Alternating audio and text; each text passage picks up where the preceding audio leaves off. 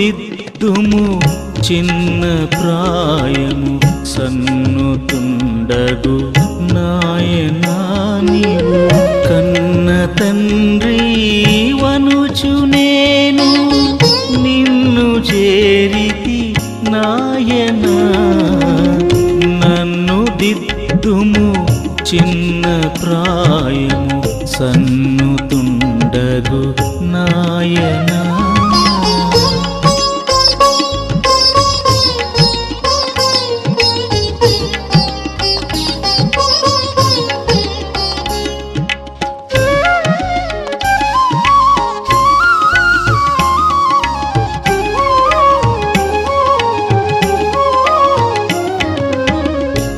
దూరమునకు పోయి నీదరి చేరనైతిని నాయనా నేను కారు మూర్ఖపు పిల్లనై కారడవి తిరిగితి నాయనా నన్ను దిద్దుము చిన్న ప్రాయము సన్నుతుండగు నాయనా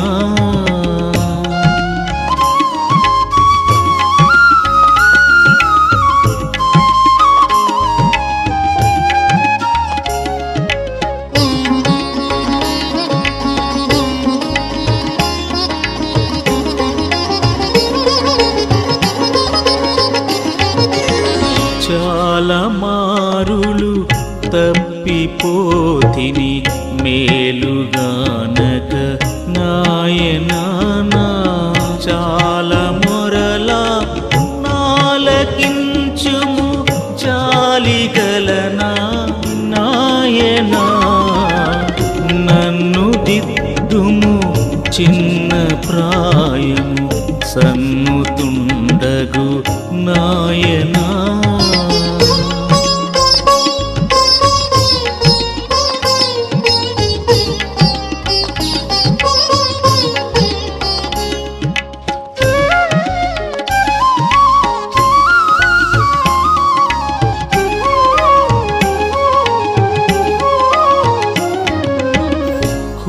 కొద్దినరుడను దిద్దినను నీ యొద్ద చేర్చుము నాయనా నీ యొద్ద చేర్చి బుద్ధి చెప్పుము మొద్దునైతిని నాయనా నన్ను దిద్దుము చిన్న ప్రాయము సన్నుతుండగు నాయనా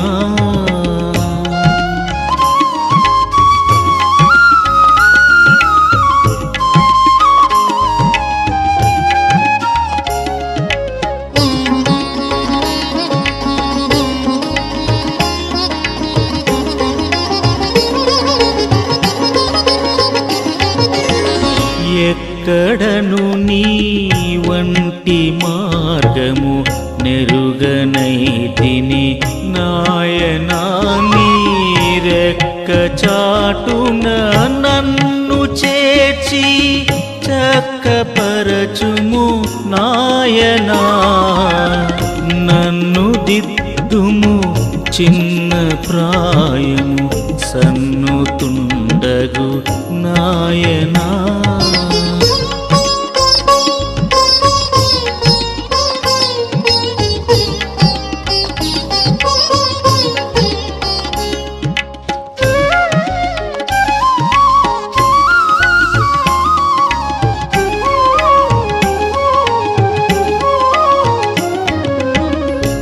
వాసిగానే పాపలోకపు వాసుడను నాయనా నీ దాసులలో నొకనిగానను చేసి కావుము నాయనా నన్ను దిద్దుము చిన్న ప్రాయము సన్నుతుండగు నాయనా నీవు కన్న తండ్రి వనుచు నేను నిన్ను చేరితి నాయనా నన్ను దిద్దుము చిన్న ప్రాయము సన్నుతుండగు నాయనా.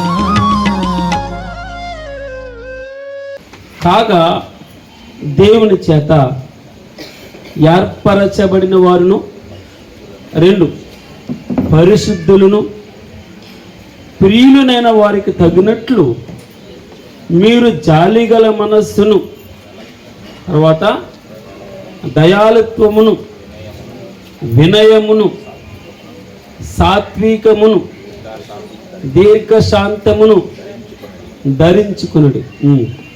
ఎవడైనను తనకు హాని చేసినని ఒకడు అనుకుని ఎడల ఒకని ఒకడు సహించుచు ఒకరినొకడు క్షమించుడి. ప్రభువు మిమ్మును క్షమించినలాగున మీరును క్షమించుడి. ఈరోజు మన పాఠం ప్రభువు మిమ్మును క్షమించినలాగున మీరును క్షమించుడి. భగవంతుడు మన జీవితాల్లో లోక కళ్యాణం కొరకు చివరిగా వివాహ మహోత్సవం, ఏమన్నారు?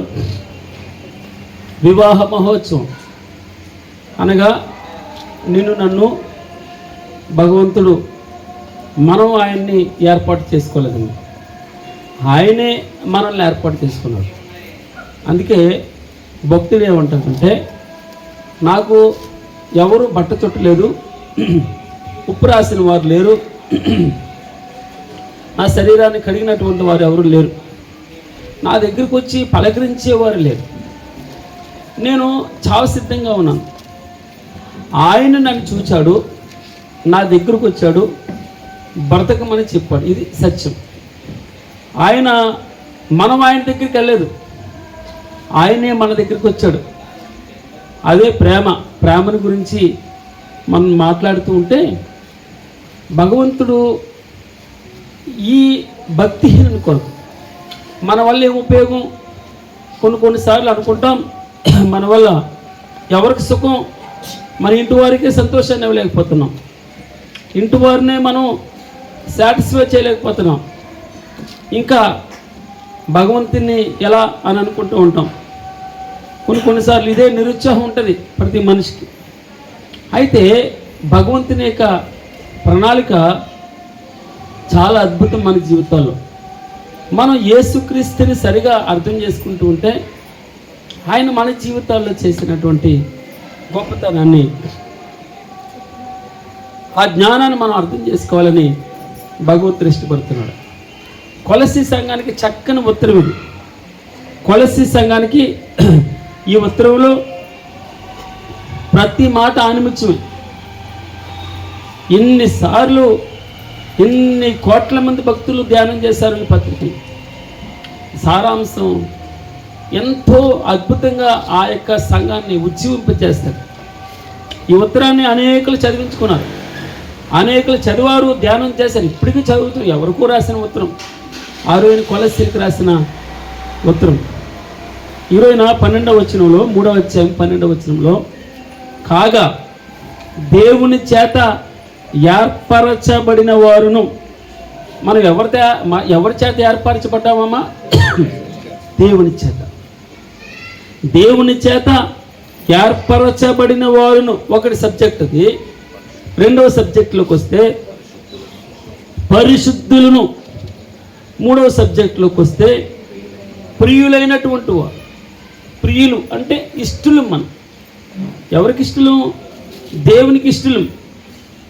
చూడండి, ఏర్పరచబడిన వారు. మనకి ఎఫెసీయులకు రాసిన పత్రిక 1వ అధ్యాయం పక్కన ఉంటుంది చూడండి, 4వ వచనంలో. ఎఫెసీయులకు రాసిన పత్రిక 1వ అధ్యాయం 4వ వచనం చదువుతాం. ఎట్లనగా తన ప్రియుని యందు చదవనమ్మా. తాను ఉచితముగా మనకు అనుగ్రహించిన తన కృపా మహిమకు కీర్తి కలుగునట్లు తన చిత్త ప్రకారమైన దయా సంకల్పము చెప్పున యేసుక్రీస్తు ద్వారా తనకు కుమారులనుగా స్వీకరించుటకై మనలను ముందుగా తన కోసము నిర్ణయించుకుని మనము తన ఎదుట ఒకటి పరిశుద్ధులమును నిర్దోషులమై ఉండాలని జగత్తు పునాది వేయబడక మునిపే ప్రేమ చేత ఆయన క్రీస్తులో మనలను ఏర్పరచుకును. అర్థమైన వారు దేవునికి మహిమ చెల్లిందాం. హల్లెలూయా. ఒక్కొక్కసారి వాక్యం ఉంటున్నప్పుడు మంచి మాట పలుకుతున్నప్పుడు ఆమేన్ అని రిప్లై రాగలిగారు. అంటే మనం అలా వింటూ ఉంటే అంటే మీరు అర్థం చేసుకోండి, దాని అర్థం ఏంటంటే మనం మనిషికి లోపడడం కాదు, భగవంతునికి లోపడాలి. మీరు నోరు కట్టేసుకుంటే నాకేదో లోపడ మనం నేను చెప్పట్లే, భగవంతునికి మనం రెస్పాండ్ అవ్వాలి. ఆ మాట ఎంత గొప్ప మాట. ప్రేమ చేత ఏం చేశాడు? ప్రేమ చేత ఆయన క్రీస్తులో భగవంతుడు ప్రణాళిక చూడండి, క్రీస్తులో మనల్ని ఏర్పాటు చేసుకున్నాడట. మనం ఇంకా పిండంగా ఉండగానే ఎక్కడమ్మా మనం ఇంకా పిండంగా ఉండగానే మనం ఇంకా తల్లి గర్భంలో పడక మునిపే అంటాడు ఒక మాట. మనం ఇంకా తల్లి గర్భంలోకి రాకముందే ఎక్కడో ఉన్నాడు. తండ్రి గర్భంలో ఉన్నాడు. తండ్రి గర్భంలో నుంచి తల్లి గర్భంలో పడుతున్నాడు. ఈ సత్యం బైబిల్ చెప్తుంది. ఎక్కడ సైంటిఫిక్ దూరంగా ఏముండదు. ఉన్నది ఉన్నట్టే మనకి కనబడుతుంది. తండ్రి గర్భంలో నుండి తల్లి గర్భంలోకి పడతాడు. పడక మునిపే భగవంతునికి నీవు తెలుసు. జగత్తు పునాది అంటే అబ్రహాం క్షమించండి ఆదాము పుట్టక మునిపే ఆదాముని ఏ విధంగా తన చేతులతో చేసుకుంటాడు. అక్కడి నుంచి వచ్చాం మనం. ఆదాము సంతతి మీరు అర్థం చేసుకోండి. అక్కడి నుంచి వచ్చినటువంటి వారు, ఆయన సృష్టి ఆయన చేతుల్లో నుంచి వచ్చినటువంటి వారు మనం. ఆయన జగత్తు పునాది వేయబడక మునిపే ప్రేమ చేత ఆయన క్రీస్తులో మనలను ఏర్పరచుకొనును. ఈ సత్యం మనం తెలుసుకున్నాం. యోహాను సువార్త 15వ అధ్యాయం 16వ వచనం చూడండి. యోహాను సువార్త 15వ అధ్యాయము 16వ వచనం. మీరు నన్ను ఏర్పరచుకొనలేదు. మీరు నా పేరట తండ్రిని ఏమి అడుగుదురో అది ఆయన మీకు అనుగ్రహించినట్లు మీరు వెళ్ళి ఫలించుటకును మీ ఫలము నిలిచి ఉండుటకును నేను మిమ్మును ఏర్పరచుకొని నియమించేదని. చాలు. దేవుని యొక్క అద్భుతమైనటువంటి ప్రణాళిక ఆయన ఏర్పాటు చేసుకున్నాడు మనల్ని. ఆయనే నిన్న వాక్యం చెప్పింది కదా, ఆయనే మనల్ని ఏర్పాటు చేసుకున్నాడు. ఆయనే మనల్ని మొదట ప్రేమించాడు. మనం ప్రేమించలేదు. మనం ఆయన దగ్గరికి వెళ్ళే ఆయనే మన దగ్గరికి వచ్చాడు. తప్పిపోయిన గొర్రె దగ్గరికి ఎవరు వెళ్ళారు? నాన్న దగ్గరికి ఎవరు వెళ్ళారు? భగవంతుడు మనల్ని వెతుక్కుంటూ అనేక సార్లు తలుపు తడుతూ ఎన్నిసార్లు వచ్చాడో ఎన్నిసార్లు నీ తలుపు తట్టాడో, నీ హృదయమైన తలుపు దగ్గర ఎన్నిసార్లు నిన్ను పలకరించాడు. ఇక్కడ కాగా దేవుని చేత ఏర్పరచబడిన వారును 2 మనం అక్కడ ఎఫెసీయులకు రాసిన పత్రిక 1వ అధ్యాయం 4వ వచనంలో చూస్తాం. మీరు ఎలా ఉండాలంట? మీరు ఎలా ఉండాలమ్మా? పరిశుద్ధులను నిర్దోషులుగా ఉండాలని. ఈ ప్రపంచంలో దేవుని యొక్క చిత్తం ఏంటంటే మనల్ని పరిశుద్ధులుగాను నిర్దోషులుగాను చేయ నిమిత్తము గొప్ప యాగం అండి. ఎంతో అద్భుతమైనటువంటి ప్రణాళిక. ఆ సాతాను శిరస్సు మీద తొక్కుతాడు. ఎలా? సిలువ చేత. మన మీద పాపభారం రుణంగా ఉంది, చాలా ఆయాస్కరం, అంత ఈజీ అయింది కాదు. అయితే ఆయనే మేకులతో సిలువకు కొట్టి దాని మీద ఉన్న చేవురాతని మనకు అడ్డం లేకుండా భగవంతునికి మనకి దగ్గరగా చేసేసాడు. దాన్ని బట్టే దేవుని మనం స్తుతించబద్దులు వేయన్నాం. కాగా దేవుని చేత ఏర్పరచబడిన వారును పరిశుద్ధులను ప్రియులైన వారికి తగినట్లు. చాలు. ప్రియులైన వారు అంటే ఆయనకి ఇష్టలుగా, మనం ఆయనకి ఇష్టలుగా ఉన్నాం. ఇతరులకి నచ్చకపోవచ్చు, నచ్చవచ్చు. పక్కవారికి లేదా మన ఇంటి వారికి మనం నచ్చకపోవచ్చు. అందరూ ఒకలాగా ఉండరు. సో మనల్ని మెచ్చుకోవాలని ఏం రూల్ ఏమి లేదు. మనల్ని ద్వేషించే వారు కూడా ఉంటారు, మనం అంటే ఇష్టం లేని వారు కూడా ఉంటారు. 100 మందిలో 10 మంది మనల్ని మెచ్చుకోవచ్చు, 90 మంది ద్వేషించవచ్చు. అంత మాత్రం చేత మనం కృంగిపోవాల్సిన అవసరం లేదు, ఆత్మహత్యలు చేసుకోవాల్సిన అవసరం లేదు. నేను ఎవరికి కాకుండా పోతాను, నేను ఎవరికి ఇష్టం, నన్ను ఎవరు ప్రేమించట్లేదు అని మనం ఎట్టి పరిస్థితుల్లోనూ నిరుత్సాహపడవలసిన అవసరం లేదు. ఎందుకో తెలుసా, ఆయనకి మనం ఇష్టలం, ప్రియులైన వారికి తగినట్లు ప్రియులం. మనం అంటే ఆయనకి ఇష్టలం. భగవంతునికి ఇష్టమైతే మనుషులకి ఇష్టం ఉంటే ఏంటి, ఇష్టం లేకపోతే ఏంటి, నిన్ను మెచ్చుకుంటే ఏంటి, మెచ్చుకోకపోతే ఏంటి. మనం ఆయన సంతోషపెట్టే గుంపులో ఉంటే, ఆయనకి ఇష్టలుగా ఉంటే తప్పకుండా మనం ఆయనకి ఇష్టలుగా ఉంటాం. ఇంకా సూత్రం ఏంటంటే, మీరు నా దగ్గరికి రావాలి, అప్పుడు నేను మీ దగ్గరికి వస్తాను. నన్ను మీరు పలకరించాలి, అప్పుడే మిమ్మల్ని పలకరిస్తాను. మీరు నా మాట వినాలి, అప్పుడు మీరు ఎప్పుడు పిలిస్తే అప్పుడు నేను వస్తాను. అది మీ అందాన్ని చూడను, మీ అంతస్తుని చూడను, ఆస్తిపాస్తులను చూడను, మీ జ్ఞానాన్ని నేను చూడను. నేను మిమ్మల్ని ఎప్పుడు చూస్ చేసుకున్నాను తెలుసా? మనం అనుకుంటాం, నేను మారు మనసు పొందాను, నేను పాపక్షమాపణ పొందాను, ఈరోజు చక్కగా మంచి క్రైస్తవుడిగా. నో, నీవు కాదు. అది ఎవరు చేసిందో తెలుసమ్మా? ఆయన జగత్తి పునాది వేయబడక మునిపే అది ఆయన సృష్టి. ఇలా తిప్పమ్మా, ఆయన సృష్టిలో భాగం అది. మనం ఆయన చూజ్ చేసుకున్నాం, ఆయనే మనల్ని చూజ్ చేసుకున్నాడు. దేవుని నామమునకు మహిమ కలుగును గాక. దయతో చిన్న మాటను అర్థం చేసుకోండి. మనం ఆయనకి ఇష్టలం, ప్రియులం. ఆయన ద్వారా ఏర్పాటు చేయబడిన వారు మనం. 2 పరిశుద్ధులుగా ఉండడానికి పిలువబడినవారు, నిర్దోషులుగా ఉండడానికి పిలువబడినవారు, ప్రియులుగా ఉండడానికి పిలువబడ్డాం. ప్రియులైన వారికి తగినట్లు నడుచుకోవాలని ఏమన్నాడు? మీరు జాలిగల మనస్సును, దయాళుత్వమును, వినయమును, సాత్వికమును, దీర్ఘశాంతమును ధరించుకునుడి. ఎవడైనను తనకు హాని చేసినని ఒకడు అనుకుని ఎడల ఒకని ఒకడు సహించుచు ఒకరినొకడు క్షమించుడి. ప్రభువు మిమ్మును క్షమించినలాగున మీరును క్షమించండి. మనం మత్తయి సువార్త 18వ అధ్యాయము 25వ వచనంలోకి వస్తే డిటో ఇదే మాటలు ప్రభువారు చెప్తాడు. మత్తయి సువార్త 18వ అధ్యాయం చూడండి.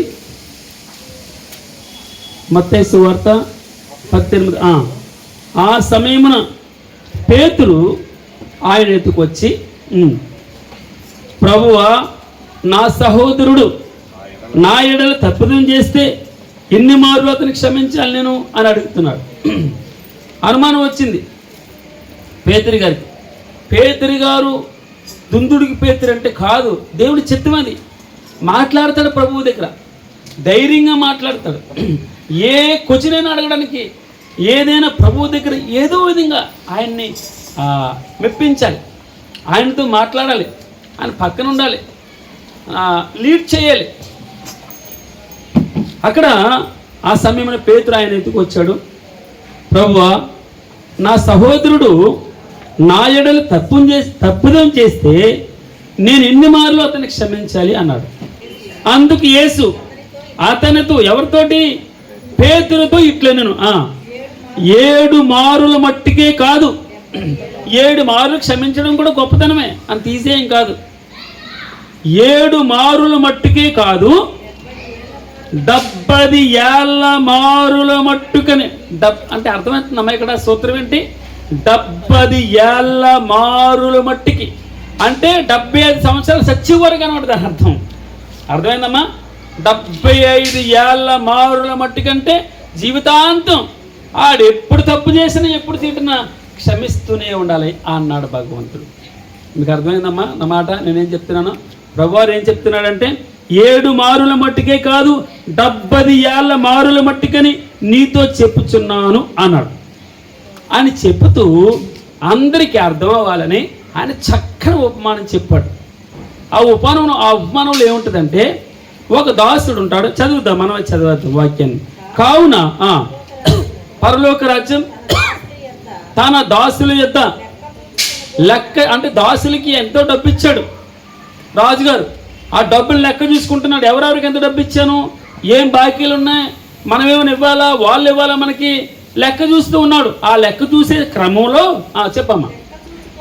లెక్క చూచుకొని కోరుచుండగా ఆ రాజును పోలి ఎందుకు ఉపమానం చెప్పమ్మా. అతనికి 10,000 తలాంతులు, అంటే ఎవరికి, రాజుగారికి 10,000 తలాంతులు అప్పున్నాడు ఒకడు. అంటే పిలిచాడు అనమాట. 10,000 తలాంతులు ఇవ్వాలి కదా అతను. తలాంతు అనగా 3,600 రూపాయలు. కిందకు రాయబడింది చూడండి. ఒక తలాంత అంటే ఎంతమ్మా? 3,600 రూపాయలు కదమ్మా. అయితే ఎన్ని వేల అప్పున్నాడు అతను రాజుగారికి? 10,000 తలాంతులు అప్పున్నాడు. 10,000 తలాంతులు అనగా 10,000 ఇంటూ 3,600 రూపాయలు అనగా ఎన్ని కోట్లు? 3,60,00,000 రూపాయలు అప్పున్నాడు. మరి ఏం చూసి ఇచ్చాడు అంత అప్పు రాజుగారు? అర్థమైంది? ఎంత అప్పున్నాడమ్మా? 3,60,00,000 రూపాయలు అప్పున్నాడు. అయితే రాజుగారు లెక్కలు చూస్తున్నాడు. అరే ఫలానా యాకోబు 3,60,00,000 రూపాయలు అప్పు చేశాను నా దగ్గర, ఎక్కడున్నాడు తీసుకురా అన్నాడు. ఇతరులతో పోల్చుకోవడం ఎందుకు, నేనే పోల్చుకుంటున్నాను. నెగిటివ్ మనమే పోల్చుకోవాలి, పాజిటివ్ ఇతరులతో పోల్చుకోవాలి. అర్థమవుతున్నామన్నమాట. అప్పుడు రాజుగారి ముందరకు వచ్చాడు. ఏయ్ అన్నాడు. ఏమన్నాడమ్మా? అప్పు తీర్చుటకు వాని యొద్ద ఏమీ లేనందున వాని యజమానుడు వాని భార్యను పిల్లలను వానికి కలిగిన యావత్తును అమ్మి అప్పు తీర్చవలెనని ఆజ్ఞాపించాడు. కాబట్టి ఆ దాసుడు అతని ఎదుట సాగిలపడి మ్రొక్కి, నా ఎడల ఓర్చుకొనుము, నీకు అంతయు చెల్లింతునని చెప్పగా ఆ దాసుని యజమానుడు కనికరపడి వానిని విడిచిపెట్టి వాని అప్పు క్షమించాడు. సూత్రం చూడండి, అర్థమవుతుందమ్మా. 3,60,00,000 రూపాయలు అప్పున్నది అన్నాడు. ఏయ్ నీవు నీ భార్య నీ పిల్లల్ని అమ్మేయి, నువ్వు కూడా అమ్ముడు, నాకు అనవసరం. నీ పిల్లల్ని అమ్మేయి, నీ భార్యని అమ్మేయి. తర్వాత ఇంకేమన్నాడమ్మా? నీకు కలిగిన యావత్ అమ్మేయి అప్పు తీర్చు ఆజ్ఞాపించాడు, లేకపోతే జైల్లో వేస్తాను. అదే కదా దాని అర్థం. అప్పుడు ఆ దాసుడు అతని ఎదుట ఏం చేశాడు? ఒకటే చిన్న సూత్రం చూడండి. ఏం చేశాడమ్మా?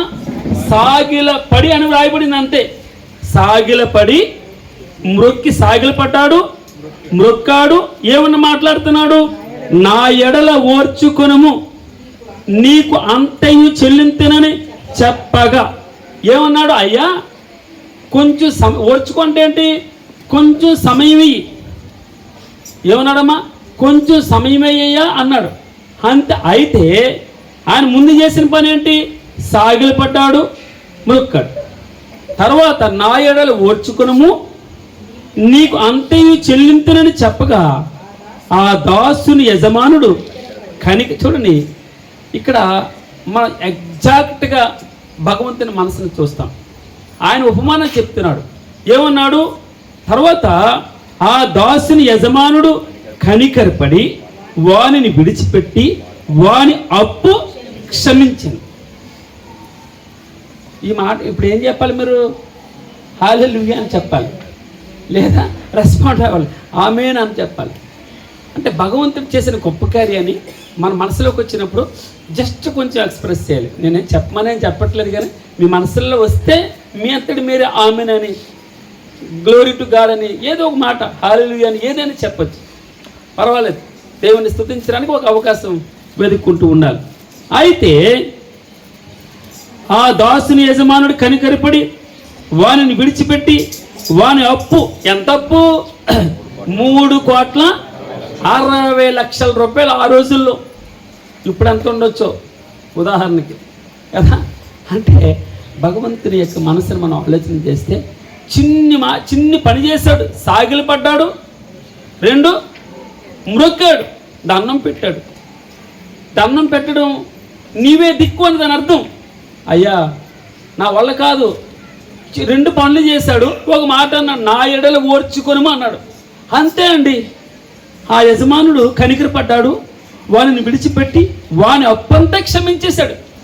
వెళ్ళిపో బతుకు, ఏమన్నాడమ్మా, వెళ్ళిపో బతుకు అన్నాడు. అయితే ఇక్కడ చూడండి, ఎవరిని ఎన్ని మార్లు మా ప్రసంగం గారు చెప్పారు, ఎన్ని మార్లు క్షమించాలి?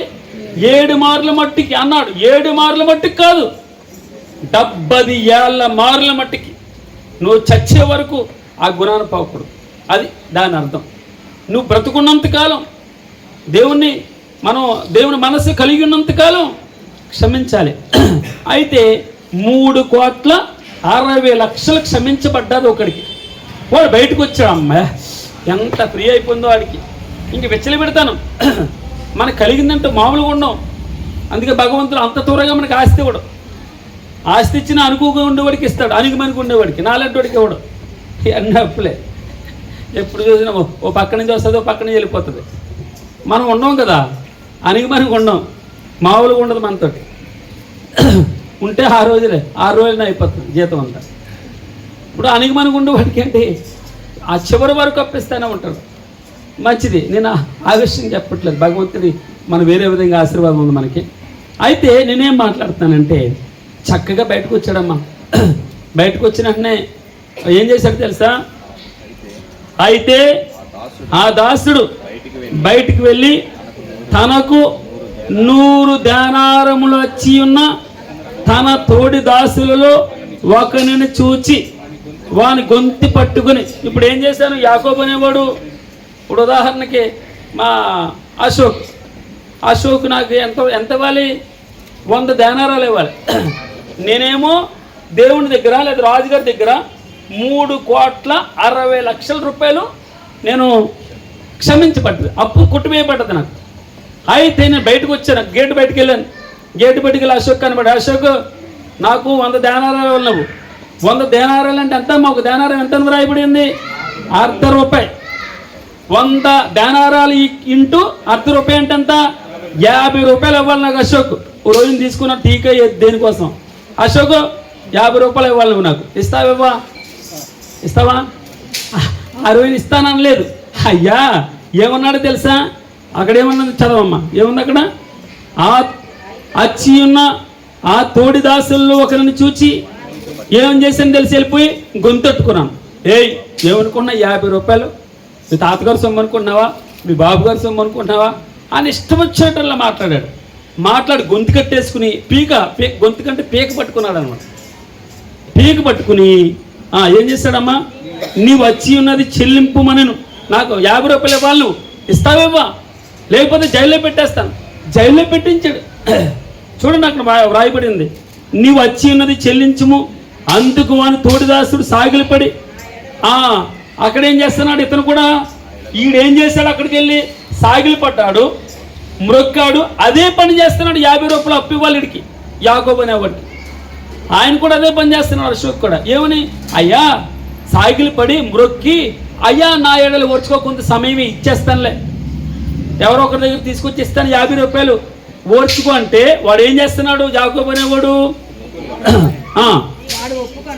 వాడు ఒప్పుకొనక నాకు అప్పు చెల్లించాలి కదా, ₹50 చెల్లించే వరకు నిన్ను చెరసాల్లో వేస్తానని వేయించాడు. కాగా వాడు తోడు దాసులు జరిగిన పక్క వాళ్ళు ఉంటారు కదమ్మా, వాడితో పనిచేసేవాళ్ళు, నాతో పనిచేసేవాళ్ళు ప్రసంగి అదే మా జోసఫ్ గారు, సాల్మాన్ రాజు గారు, అందరూ వాళ్ళు ఏం చేశారు? బాధపడ్డారు. చూడు, యాకోబు గారికి 3,60,00,000 రూపాయలు అప్పు కుట్టివేయబడ్డది. ఈడు పాపం ₹50 అప్పున్నాడు అశోక్. ఆడెంత కఠినుడండి యాకోబు అనేవాడు, ఎంత కఠినుడు. జైల్లో వేస్తాడు ₹50 కోసం అని అసలైన వాడి దగ్గరికి వెళ్ళి చెప్పారు. ఎవరి దగ్గరికి వెళ్ళి చెప్పారు? రాజుగారి దగ్గరికి వెళ్ళి చెప్పారు. పొంది పడే ఊరుకుంటాడు రాజు. యాకోబు అని పిలువన్నాడు. చెప్పమ్మా, ఇప్పుడు చదువు. అప్పుడు వాని యజమానుడు వానిని పిలిపించి ఏమన్నాడమ్మా? పనికిమాలిన యాకోబు, అది చెడ్డదాసుడు అంటే. ఓ పనికిమాలినోడా, ఏం చేసావురా నువ్వు? అర్థమైందమ్మా? ఏం చేసావు నువ్వు? చదవమ్మా. నన్ను వేడుకున్నావు, నా దగ్గరకు వచ్చి బుడిబుడి దుఃఖాలు తీసావు కదా, ఏం చేస్తావమ్మా? ఏమంటారు మన కళ్ళప్ప నీళ్ళు కారితే ఏమంటారు మన వాళ్ళు? బుడిబుడి దుఃఖాలు తీసావు కదా, ఏమీ లేదని చెప్పావు కదా.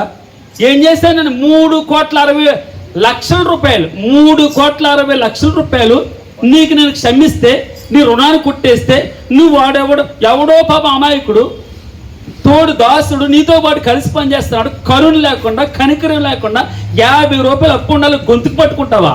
వాడిని కొడతావా? తీసుకెళ్ళి జైల్లో వేస్తావా? ఎంత దుర్మార్గుడు రా నువ్వు. మాటలు లేవు కానీ నా భాషలో చెప్తున్నాను, అర్థం కావాలని. ఏమన్నాడు? ఎంత దుర్మార్గుడు, ఎంత కృతజ్ఞత లేనటువంటి వాడు నువ్వు. నేనేం చేయాలి చెప్పు, నువ్వే చెప్పు, ఏం చేయను నేను అన్నాడు కదమ్మా. అప్పుడు ఏం చేశాడు? చెడ్డదాసుడా, నీవు నన్ను వేడుకుంటువి, నీ అప్పంతివి తీర్చాను, నేను నిన్ను కరుణించిన ప్రకారం. ఏమన్నాడమ్మా? నేను నిన్ను కరుణించిన ప్రకారం నీవును. ఇదే మాట చెప్తున్నాడు కొలసీ పత్రికలో. ఆ మాట చదవండి ఇప్పుడు. ఎవడైనను తనకు హాని చేసినని ఒకడు అనుకొని ఎడల ఒకని ఒకడు సహించుచు ఒకరినొకడు క్షమించుడి. సూత్రం ఏంటంటే, నా ఇంటికి వస్తే నువ్వేం పట్టుకొస్తావు, నీ ఇంటికి వస్తే నాకేమిస్తావు? మీకు అర్థమవుతుందమ్మా? నా ఇంటికి వస్తే నువ్వేం పట్టుకొస్తావు, నీ ఇంటికి వస్తే ఏమిస్తా? నేనేమి ఇవ్వను. ఇంకా నువ్వెన్ని మార్లు క్షమించాలి? పేదరు గారు వచ్చి అడిగాడు, అయ్యా ఎన్ని మార్లు క్షమించాలి? 77. అప్పుడు అన్నాడు 7 మార్లు మట్టుగా అని అడుగుతున్నా. తనే చూడండి ఎంత దుడుకు పేదరంటే మామూలు కాదు. ప్రశ్న అతనే వేస్తాడు, ఆన్సర్ అతనే ఇస్తాడు. దాని అర్థం ఏంటి? భగవంతుని దగ్గర ఏదో ఒకటి అడగాలి, ఏదో ఒక దాని గురించి సందర్భంగా ఆయనతో మాట్లాడుతూ ఉండాలని ఆశ పేతురికి, సంతోషం. భగవంతుడా ఎన్ని మార్లు క్షమించాలి? 7 మార్లు మట్టుగా. అప్పుడు భగవంతుడు ఏమన్నాడు? 7 మార్లు మట్టుకు కాదు, 70 ఏళ్ళ మార్ల మట్టుకి, నువ్వు చచ్చేంత వరకు, నువ్వు కాటికెళ్ళేంత వరకు క్షమిస్తూనే ఉండాలి. నీకు ఎవరిని క్షమించమన్నాడు? దేవుడు అంటాడు కదా, మీకు మీ శత్రువుల ఎడలను 6:36 లోకాసువార్త 6:36 ఏమంటాడు? మీరు మీ శత్రువుల ఎడలను దుష్టుల ఎడలను ఉపకారిగా ఉండాలి. ఎవరి ఎడలు ఉపకారం ఉండాలంటమ్మా? చూడండి 6:36 చదివారా? కాబట్టి మీ తండ్రి కనికరం గలవాడై ఉన్నట్లు మీరును కనికరం గలవారే ఉండాలి. మీరు తీర్పు తీర్చొద్దు, అప్పుడు మిమ్మల్ని గురించి తీర్పు తీర్చబడదు. నేరం మోపొద్దు, అప్పుడు మీ మీద నేరం మోపబడదు. క్షమించుడి, అది లెక్క. క్షమించుడి, అప్పుడు మీరు క్షమింపబడదురు. ఇయుడి, మీకు ఇయ్యబడును. కాదు బ్రదర్, పైన ఒక మాట ఉంటుంది. ఆయన దుష్టుల ఎడలను మీరు సర్వోన్నతిని కుమారులై ఉన్నట్లు. ఈ మాట కోసం చెప్తాను. ఆయన కృతజ్ఞత లేని వారి ఎడలను దుష్టుల ఎడలను ఉపకారి అయి ఉన్నాడట. ఎంత మంచి మాట అండి. ఎవరికి ఉపకారం చేస్తున్నాడమ్మా? తిన్నింటికి వాసాలు లెక్క పెడతాడే వాడికి ఉపకారం చేస్తున్నాడు. ఇక్కడ ఏమన్నాడు కొలసీలకు రాసిన పత్రికలో, నీకెవడైనా హాని చేస్తే, కావాలని హాని చేస్తే, ఇంటెన్షనల్లీ నిన్ను పీడిస్తూ ఉంటే, ఇంటెన్షనల్లీ నేను తిడుతూ ఉంటే, ఇంటెన్షనల్లీ నేను బాధ పెడుతూ ఉంటే, వాడి కొరకు ఎక్కువ క్షమించు, నిన్ను కంటే ఎక్కువగా ప్రేమించు అంటాడు. నువ్వు ఎలా ప్రేమించుకుంటున్నావు? నిన్ను వలే అంటే దాని అర్థం ఏంటో తెలుసా? మళ్ళీ ఎలా ప్రేమించుకుంటాం? అలాగే వాడిని ప్రేమించు. అది దేవుడు చెప్పినాడు. ఎవరిని ప్రేమించాలి? నిన్ను ప్రేమించేవాడిని ప్రేమిస్తే కాదు, దుష్టుల ఎడలను. దుష్టుడు ఎప్పుడు చంపడానికి నన్ను చూస్తాడు. దాన్ని ఏమంటారు? నువ్వు సంతోషంగా ఉండడం వాడికి ఇష్టం ఉండదు. నువ్వు బాధపడుతూ నువ్వు మంచం మీద ఉండాలని వాడికి ఇష్టం, నువ్వు చావాలని వాడికి ఇష్టం. అయితే వాడిని నువ్వు అమితంగా ప్రేమించాలంటావు. అవుతుందమ్మా? మన వల్ల అవుతుందా? మన వల్ల కాకపోతే పరలోక రాజ్యానికి వెళ్ళలేం. మనం ఆయన కుమారులుగా ఉండలేం. మనకు పౌరుషం రావచ్చు, కోపం రావచ్చు, సూర్యుడు అస్తమించే వరకు ఉండాలట. దులిపేసుకోవాలి. ఏం చేయాలమ్మా? దులిపేసుకోవాలి, విసర్జించాలి, త్యజించాలి. చదువు బ్రదర్. ఇప్పుడు దుష్టుల ఎడలను కృతజ్ఞత లేని మీరు సర్వోన్నతిని కుమారులు ఉండినట్లు ఆయన దుష్టుల ఎడలను కృతజ్ఞత లేని వారి ఎడలను ఆ దుష్టుల ఎడలను ఉపకారి అయి ఉన్నాడు. కాబట్టి అంత ఎంత మంచి మాట చూడండి. ఆయన చెప్పేవాడు కాదండి, చేసి చూపించేవాడు. అది ఆయన చేశాడు. అందుకే మీరు ఆయన అడుగుజాడలో ఉండాలని మీకు మాదిరి ఉంచిపోయాడు. ఆయన చేసి చూపించి 33.5 సంవత్సరాలే శారీరకంగా పూర్తి దైవత్వంతో ఉన్న నరుడు. ఆయన పూర్తి నరుడు, మనుష్య కుమారుడు ఆయన. చెప్పండి బ్రదర్. కాబట్టి మీ తండ్రి కనికరం గలవాడే ఉన్నాడు ఉన్నట్టు మీరు కూడా కనికరం గలవారే ఉండాలి.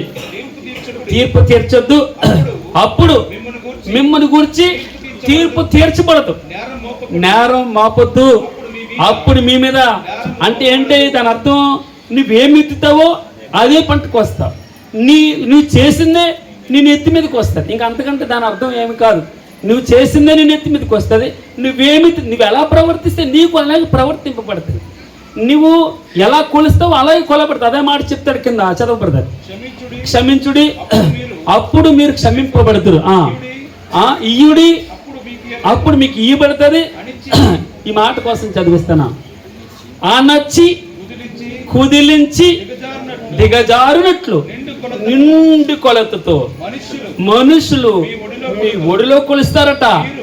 మీరు ఏ కొలతతో కొలుస్తారో ఆ కొలతతోనే మీకు కొలవబడుతుంది. మీరు బెగబట్టారా? బెగపట్టడం ఏంటంటే తెలుసామా? బెగపట్టడం ఏంటంటే తెలుసా? దాన్ని పొలాల్లో పనులు చేసుకోడానికి వెళ్ళిన వాళ్ళకి తెలుస్తుంది బెగపట్టడం అంటే ఏంటో. బెగపట్టడం అంటే కొంచెం ఉంటుంది, కొంచెంలో ధాన్యం వేస్తాడు, పైకి వెళ్ళకుండా బిగబెట్టడం అంటే ఇలా కొలుస్తాడు, ఇలా వేస్తాడు. మీకు అర్థమవుతుందమ్మా? మిస్మరేజ్ అయిపోతుంది.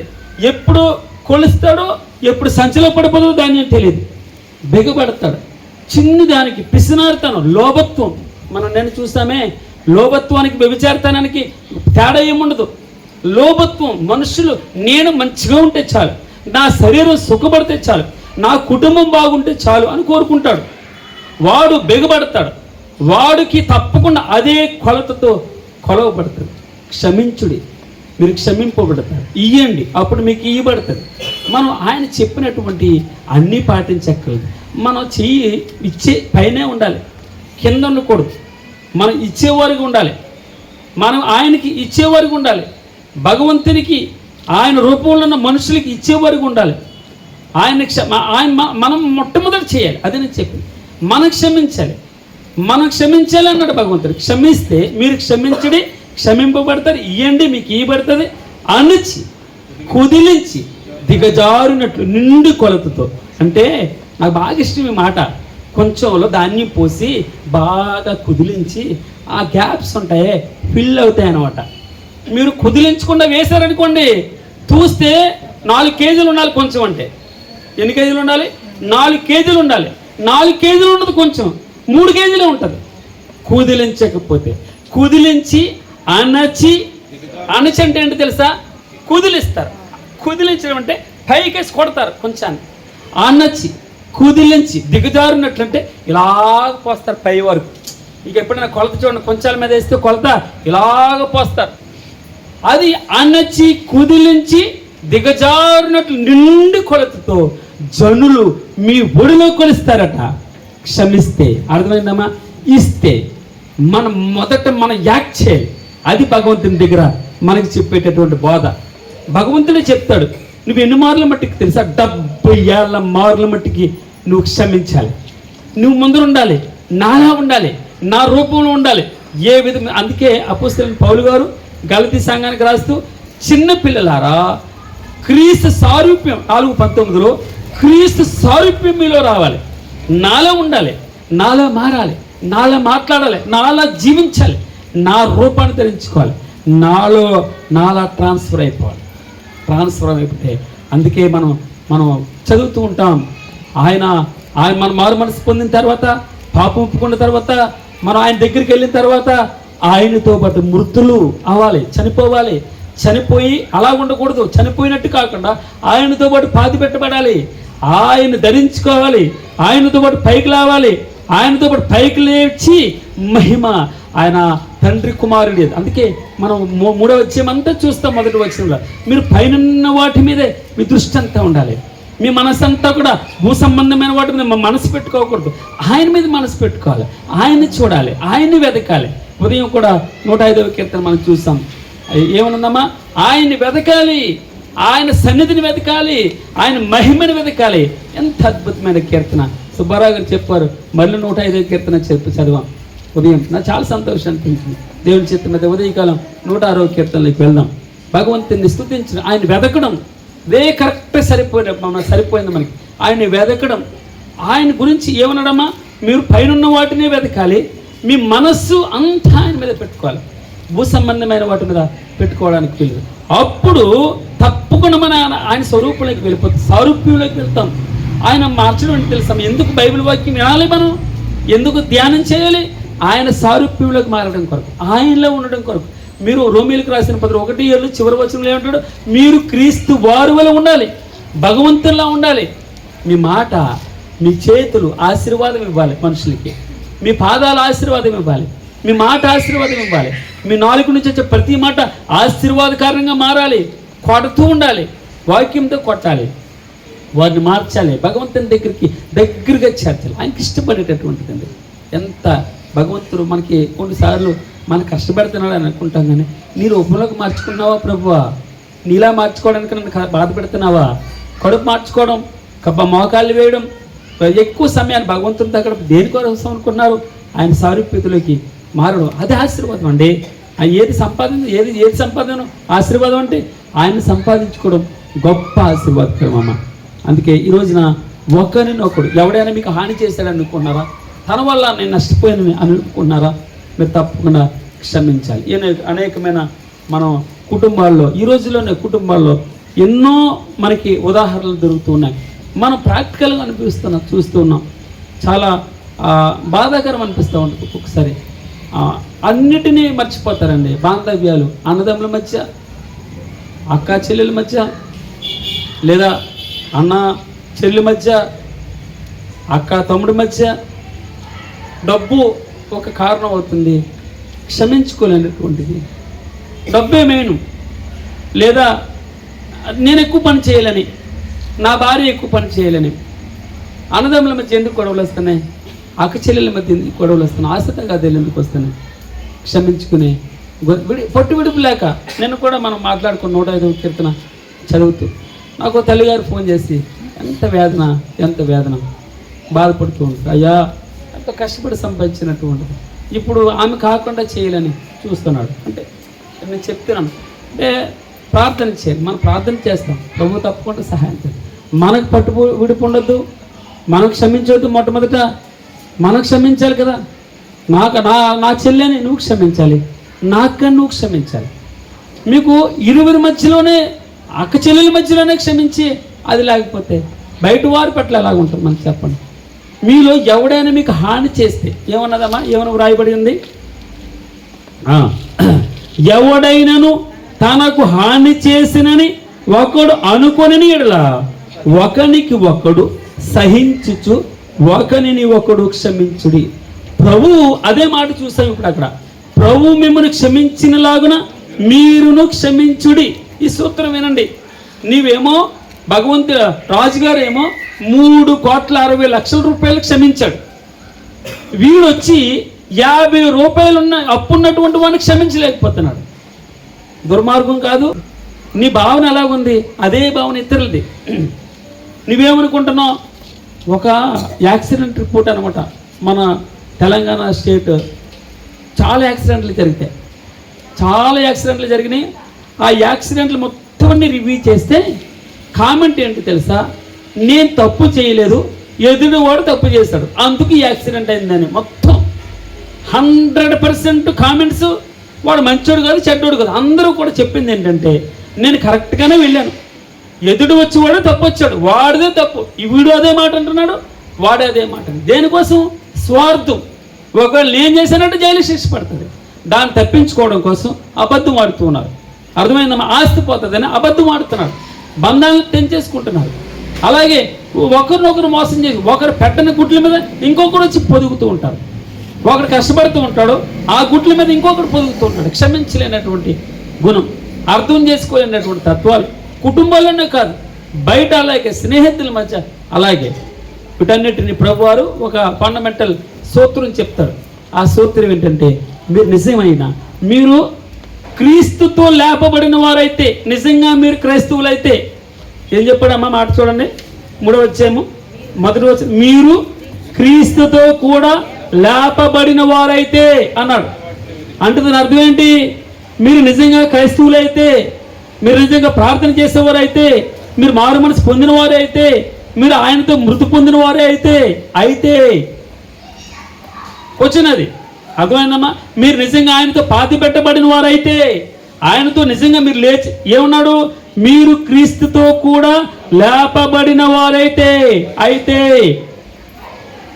క్షణికమైనవి, క్షయమైనవి, నశించిపోయేటటువంటి మాది డబ్బు చదవబడుతుంది అన్నాడు ఆయనే. డబ్బు ఒకటే కదండి, కోట్ల రూపాయలు అక్కడ గుమ్మరించాడు. నా తమ్ముని బ్రతికించి ఏమైనా సరే భగవంతుడు తప్ప మా వాళ్ళ కదని చేతులు ఎత్తారు. కేర్ హాస్పిటల్ ఓపెన్ చెప్తున్నా, ఎక్కడి నుంచి దుబాయ్ నుంచి వచ్చారు సేటు, నా తమ్ముడికి ఎంతైనా ఖర్చు పెడతాను, ఎన్ని కోట్లైనా. ఈ వ్యాధికి ఎక్కడ డబ్బు లేదు, దాన్ని ఏమంటారు, మందు లేదు, నువ్వు ఎన్ని కోట్లైనా ఖర్చు పెట్టు. భగవంతుడు, మీరు అర్థమైందండి, ఆయనే ఫైనల్, ఆయన పరిమితి లేని దేవుడు. ఆరోగ్యం కావాలంటే భగవంతుని దగ్గరే, ఆయన తప్ప. అందుకే మీరు మొట్టమొదట నా రాజ్యమును, నా నీతిని, మీరు పైనున్న వాటిని, పైన ఎవరున్నారు? క్రీస్తు. ఎక్కడున్నాడు? తండ్రి కుడి పార్శ్వం సింహాసనం మీద, సింహాసనం, రాజు, న్యాయాధిపతి. నన్ను వెదకాలి మీరు. రెండవది ఏమన్నాడు? భూ సంబంధమైన వాటి మీద మీ మనసు పెట్టుకోవద్దు.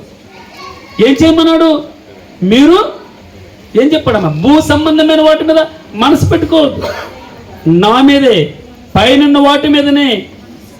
కానీ పైనున్న వాటి మీదనే మనసు పెట్టుకోవాలి. భూ సంబంధమైన వాటి మీద మనసు పెట్టు, నా మీదే మనసు పెట్టాలి. నేనే ప్రాముఖ్యం, నేనే సర్వం. ఏమన్నాడు? నేనే సర్వం మీకు. నేను మనం చూస్తాం, సర్వమును యేసు క్రీస్తే సర్వం, ఆయన మీదే మా మనసు పెట్టుకోవాలి అన్నాడు. ఆయన మన శిరస్సు. చూడండి, కొలసీలకు రాసిన పత్రిక మనం చదువు. ఆయన మీకు శిరస్సు, నాకు శిరస్సు. ఆ శరీరంలో భాగం ఆ భాగం అంట నరాలు. ఏమన్నాడు? నరాలు, ఇంకొకటి కీలుతో అతకబడి ఉన్నాం మనం. దేంతో? శిరస్సు మూలంగా. ఆ శిరస్సు మూలంగా సర్వ శరీరము కీళ్ళ చేత గాని నరమ చేత గాని పోషింపబడి అతుకబడినదై ఆ దేవుని వలన కలుగు వృద్ధిలో అభివృద్ధి పొందాలట. మనం ఆ వృద్ధిలో అభివృద్ధి పొందాలి. ఆయన దగ్గర నుంచి సారం తీసుకోవాలి. మనం ఈ నాడి కేంద్ర నాడీ మండలానికి కనెక్ట్ చేయబడి ఉండాలి. ఆయన శ్వాస మన శ్వాస అయి ఉండాలి. ఆయన భాష మన భాష అయి ఉండాలి. ఆయన ధైర్యం మన ధైర్యమే ఉండాలి. ఆయన మా విశ్వాసం మన విశ్వాసమే ఉండాలి. ఆయన మీదే మన దృష్టి అంతా పెట్టుకోవాలి. ఆయన విశ్వాసమునకు కర్తయు దానిని కొనసాగించబడిన సులువుగా చిక్కులు పెట్టి అన్నిటినీ పక్కన పెట్టి ఆయన్నే ఇవన్నీ మీ కొరకు ఆయన ఓర్చుకున్నాడే, ఆయనను తలంచుకున్నాడే అంటాడు. ఏప్రిల్కి రాసిన పత్రిక 12వ అధ్యాయము 4వ వచనం అనుకుంటాను. ఆయన ఎన్ని మీ నిమిత్తం ఓర్చుకున్నాడే, మీలా బ్రతికాడే, మీలా ఇదిగో ఇక్కడ గొంగళపూరికి ఏ విధంగా మట్టిలో ఉండి మట్టి అంటించుకోదే కదమ్మా. అలా ఉండాలి మీరు పరిశుద్ధంగా ఉండడానికి. ఇక్కడ ఏమన్నాడు చూడండి, కాగా దేవుని చేత ఏర్పరచబడిన వారును పరిశుద్ధులను ప్రియులైన వారికి తగినట్లు, అంటే క్రైస్తవులకు తగినట్లు. దీని అర్థం క్రైస్తవుడు ఎవరు? క్రీస్తుని కలిగిన వాడు. క్రీస్తుని కలిగి ఉంటే మనం ఎలా ఉంటామంట? కింద చెప్తున్నాడు చూడండి, మీరు జాలిగల మనస్సును, దయాళత్వమును, వినయమును, సాత్వికమును, దీర్ఘశాంతమును ధరించుకొనుడి. ఈ ధరించుకుంటే అట ఎవడైనను తనకు హాని చేసినని ఒకడు అనుకుని ఎడల ఒకరికి ఒకడు సహించుచు ఒకరినొకడు క్షమించుడి. ప్రభువు మిమ్మల్ని క్షమించిన లాగన మీరును క్షమించుడి. వీటన్నిటిపైన పరిపూర్ణతకు అనుసంబంధమైన ప్రేమను ధరించుకున్నాడు. చూడండి ఇక్కడ, వీటన్నిటిపైన పరిపూర్ణతకు, పూర్తిగా సంపూర్తిగా ప్రేమను ధరించుకోవాలట. ఇవన్నీ ఫుల్ఫిల్ అవ్వాలంటే, ఇవన్నీ కంప్లీట్ అవ్వాలంటే ప్రేమను ధరించుకునడి, అనగా క్రీస్తుని ధరించుకునడి.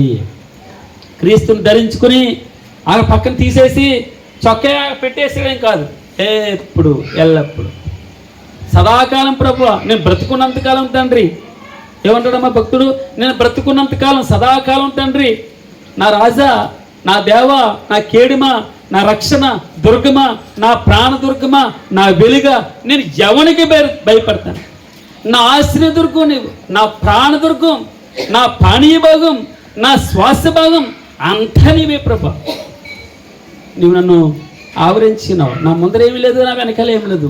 నాకు కలిగినదంతా నీవేనా తండ్రి. కలిగినదంతా ఆయన కలిగజేస్తాడు. ఇంకా ఆయన లేకుండా, ఆయన ముందర ఏమీ లేదు, వెనకాల ఏమి లేదు. సర్వ సంపదలు ఆయన యందే గుప్తములై ఉన్నాయి అంటాడు. ఇక్కడ చూడండి మాట మనం చూస్తాం కదా, ఇక్కడ బుద్ధి జ్ఞానముల సర్వ సంపదలు 2వ అధ్యాయము 3వ వచనం, కొలస్సీలకు రాసిన పత్రిక 2:3లో బుద్ధి జ్ఞానముల సర్వ సంపదలు ఆయన యందే గుప్తములై ఉన్నాయి, ఆయన యందే గుప్తములై ఉన్నాయి. కావున మీరు మన ప్రభు అయిన యేసుక్రీస్తును అంగీకరించిన విధముగా ఆయన యందు వేరి పారిన వారే ఇంటి వలె కట్టబడుచు, మీరు నేర్చుకున్న ప్రకారముగా విశ్వాసమందు స్థిరపడుచు, కృతజ్ఞతాస్తుతులు చెల్లించుట యందు విస్తరించుచు, ఆయన యందుండి నడుచుకున్నది, ఆయన యందుండి నడుచుకున్నది, ఆయనతో నడుచుకున్నది. చెప్పండి, నా మటుకు నేను ఆయన ఎలా నడవాలో ప్రభా? ఆయన యందు నడుచుకున్నది అంటారు. ఆయన యందు ఉండాలి. తీగే ద్రాక్షావల్లో ఉంటే కానీ ఎలాగైనా సారం పీల్చుకోదు. ఆయనతో ఉంటే మనకి అన్నిటికీ మూలం ఏంటంటే యేసుక్రీస్తు వారు. ఆయన ఎరిగి ఉండడమే, ఎక్కువ ఆయన తెలుసుకోవడమే, ఆయనతో కలిసి ఉండడమే.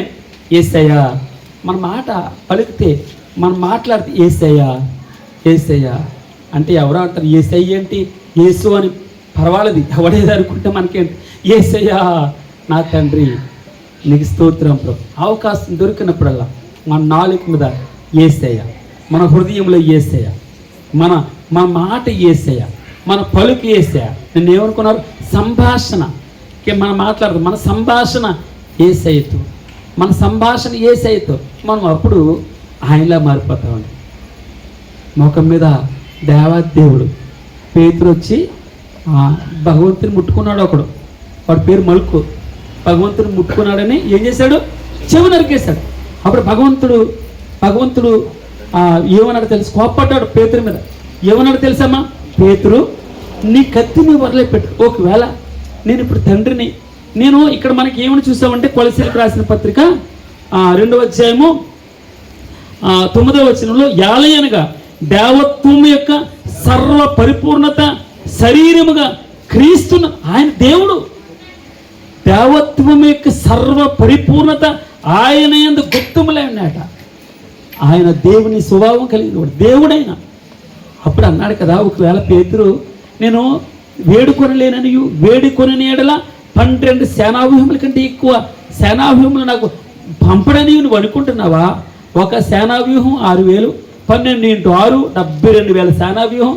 మనం యెషయా 38లో చూస్తాం, 1,80,000 మందిని, 83,000 మందిని చంపుతుంది ఒక దూత. 1,83,000 మందిని చంపితే అర్థమైందమ్మా మాట. 72,000 మంది ఆ దూతలు ఎంతమందిని చంపుతారండి? తండ్రి అంటే చాలట. భగవంతుని శక్తిని మనం తక్కువ అంచనా వేయకూడదు. అందుకే భగవంతుడు చూడండి, అక్కడ ఆయన యొక్క గుణగణాలు అంతగా అండి. తండ్రి వీరేం చేస్తున్నారు, వీరేరుగురు కనుక. అర్థమవుతుంది మన మాట. తండ్రి వీరేరు. ఆయన ఒక రోజుని యాకోబు యోహాను వస్తూ ఉంటారు, ముందర నడుస్తూ ఉంటారు. ఆ గ్రామానికి రావద్దు అంటారు, డైరెక్ట్గా చెప్తున్నారు, రావద్దు అంటారు. అప్పుడు ప్రభువారితో అంటారు కదా, తండ్రి మేము ఆకాశం నుండి అగ్ని దింపి వీరిని కాల్చివేయడానికి మాకు అనుమతి, మేము దించేసి కాల్చేస్తాం. గ్రామస్తులు ఏమన్నాడమ్మా, మేము ఈ మనుషుల్ని ఆకాశం నుండి అగ్ని దింపేసి వీళ్ళని కాల్చేస్తాం. వారి పేర్లు బోయనర్గిస్సు అని పేరు పెట్టాడు, అనగా ఊరిమెడి వారు అన్నాడు భగవంతుడు. అంటే అర్థమైందమ్మా, అంత శక్తి ఉంది. అయినా కూడా భగవంతుడు నేను నశించిన దానిని వెతికి రక్షించడానికి వచ్చాను, చంపేయడానికి కాదు నేను వస్తాను. అర్థమైందా? నేను చంపడానికి రాలే. నువ్వెంత ఘోర పాపమైనా సరే. నిన్న మా నిక్ అని ఒక ఆయన ఉంటాడు, కాలేజ్ చేతులు ఉంటాడు, అతను సాక్ష్యం చెప్తున్నాడు. ఈమెను కూడా క్షమిస్తాడా దేవుడు? రెడ్ లైట్ ఏరియా ఓనర్ అంట ఆమె ల్యాండ్ ఇచ్చిందట. ఇంతమంది చిన్నపిల్లలు కిడ్నాప్ అవ్వడానికి, ఇంతమంది బాధింపబడ్డానికి కారణం ఆమె. వచ్చి ప్రభువుని అంగీకరించి కన్నీరు కారుస్తుంటే ఆమె గురించి సాక్ష్యం చెప్తూ ఈమెను కూడా ప్రభు క్షమిస్తాడా? ఏస్లాడ్, నువ్వు క్షమించే దేవుడు. స్తోత్రం ప్రభు. అందరూ రాళ్ళేస్తున్నారు, వ్యభిచారిని అని చెప్పేసి ఛేదరించుకుంటున్నారు. మా మోషే ధర్మశాస్త్రం రాళ్ళతో చంపమన్నది. నువ్వేం చెప్తావు? పట్టుకోవాలని చూస్తున్నారు వాళ్ళు. నువ్వేం చెప్తావంటే రండి అన్నాడు. ఒక్కొక్కటి జాతక చక్రం తిరగవేస్తున్నాడు, రాస్తున్నాడు, ఏదో రాయిచుండని రాయబడింది.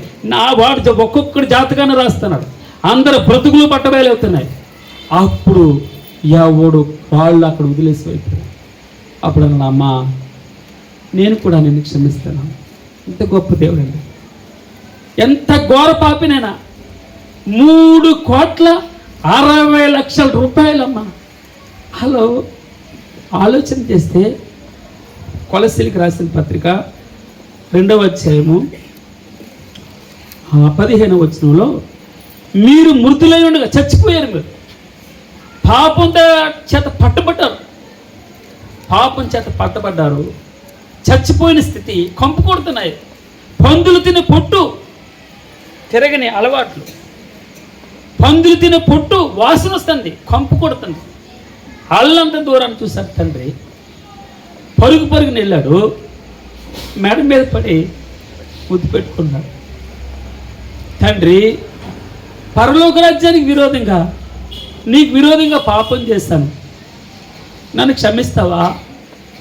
వేసులతో తినేసాడట డబ్బుని. తన పెద్ద కుమారుడు సాక్ష్యం చెప్తాడు. ఈ చచ్చిపోయినాడు వేసులతో తినేసిన వాడికి నీ ఇంటికి వస్తే సంబరాలు చేస్తావా? వాయిద్యాలు వాయిస్తావా? బలిసిపోయినటువంటి పొట్టేల్ని కోసి బింది చేస్తావా? ఇన్ని రోజులు నీతో నన్ను ఎప్పుడైనా వచ్చి ఒక గొర్రెను, ఒక మేకను నీ స్నేహితులతో కోసుకోమని చెప్పావు నాకు? భగవంతుడు అంటాడు, ఈ నీ తమ్ముడు చనిపోయి బ్రతికాడు. అది లెక్క. ఎంత ప్రేమ అండి నా పట్ల ఆయనకి.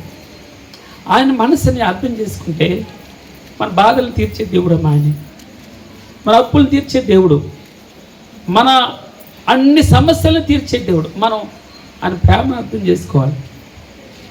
మిగిలిన వాటంతటా అవే వస్తాయి, నెట్టుకుంటూ వస్తాయి, గెంటుకుంటూ వస్తాయి. రాకపోయినా కూడా ఆకాశం ముందు నీవు తప్ప నాకు ఎవరున్నారు ప్రభువా, నీవు నా కొండగా, లోకంలో ఏది వద్దు అన్నంతగా ఆయన కాళ్ళ మీద పడిపోతావు. నా సర్వం ప్రభువా, నా సర్వస్వం నీవే తండ్రిని ఆయన మనం హత్తుకుంటాం. ఆయనలో లీనం కావడానికి ఇష్టపడతాం, మమేకమైపోతాం. ఎంత ప్రేమ, ఎంత ఘోర పాపినైనా క్షమించే దేవుడు వ్రాత రూపకమైన ఆజ్ఞల వలన మన మీద రుణంగా ఉంది, మనకు విరోధంగా ఉంది. ఆ పత్రాన్ని మేకులతో సిలువు కొట్టి దాని మీద ఉన్న చేవురాతని తుడిచివేసి మనకు అడ్డం లేకుండా ఎత్తివేశాడట. మన అపరాధములన్నింటినీ క్షమించాడట. నువ్వేమో 50 రూపాయలు తప్పుని, 50 రూపాయలు అప్పున్నా కూడా క్షమించలేకపోయావు. నీకేమో 3,60,00,000 రూపాయలు క్షమించబడ్డాయి. మనం నేర్చుకోవాల్సింది అది కాదు. ప్రభువా, ఆకాశం కంటే భూమి ఎంత దూరంగా ఉందో అంత దూరపరిచావు నా పాపాన్ని. 103వ కీర్తనలో ఏమంటాడమ్మా, ఆకాశం కంటే భూమి ఎంత దూరమో అంత దూరం చేస్తావా. నా పాపాలన్నిటినీ సముద్రం అగాధంలో వీపెనకాల పడేస్తావు. తండ్రి తన కుమారులు ఎడల జాలిపడినట్లు ప్రభువా ఈ పనికిమాలుడి పట్ల చదువు బ్రదర్. తండ్రి తన కుమారుల ఎడల జాలిపడినట్లు ప్రభువా ఈ ఘోర పాపిని నన్ను క్షమించావా. మనం ఆయన ప్రేమను అర్థం చేసుకుంటే, నా కొరకు నా బదులు అగాపే ప్రేమ అంటాం మనం. ఆయన అగాపే ప్రేమ అంటే బదులు ఆశించలేదు. ఆయన బదులు ఆశించినటువంటి ప్రేమ. నా నుంచి ఏం కోరుకోలేదు. నా నుంచి నేను జస్ట్ ప్రభువా నా రక్షకుడిగా ఉండయ్యా, నా పాపాన్ని క్షమించు అన్నాం. ఆయన నామాన్ని విశ్వసించాం.